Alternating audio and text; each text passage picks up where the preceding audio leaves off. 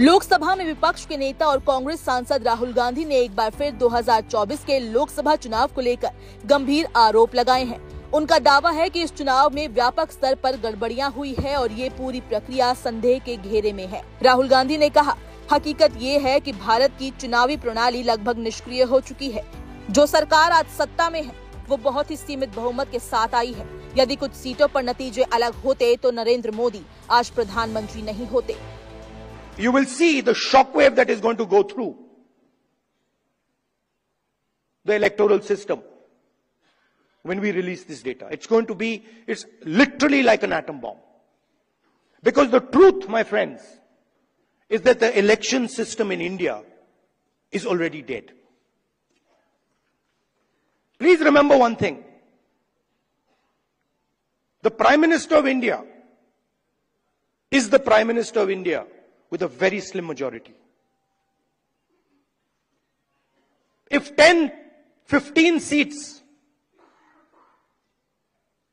were rigged, and we suspect actually the number is much closer to 70, 80, 100. If 15 seats were rigged, he would not be the Prime Minister of India. And we are going to prove to you in the coming few days. We are going to prove to you without any doubt in the coming few days.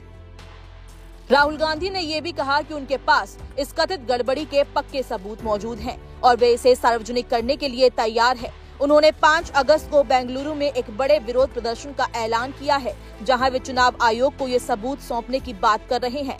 उनके इन बयानों से राजनीतिक गलियारों में हलचल much गई है। खासकर भारतीय जनता पार्टी के वरिष्ठ नेता और देश के रक्षा मंत्री राजनाथ सिंह ने राहुल गांधी की टिप्पणियों पर तीखा पलटवार किया है। अभी आज के ही समाचार पत्र में मैंने एक खबर पढ़ी है।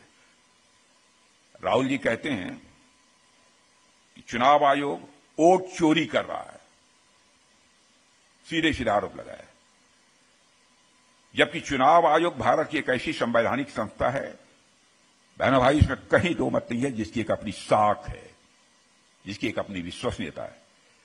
चुनाव आयोग जैसे संवैधानिक संस्था पर अनर्गल आरोप लगाना नेता प्रतिपक्ष को किसी भी सूरत में मैं मानता हूं कि शोभा नहीं देता। कांग्रेस पार्टी के हाथों में 1975 में संविधान की हत्या करने का खून लगा हुआ है। इमरजेंसी 1975 में लागू हुई थी।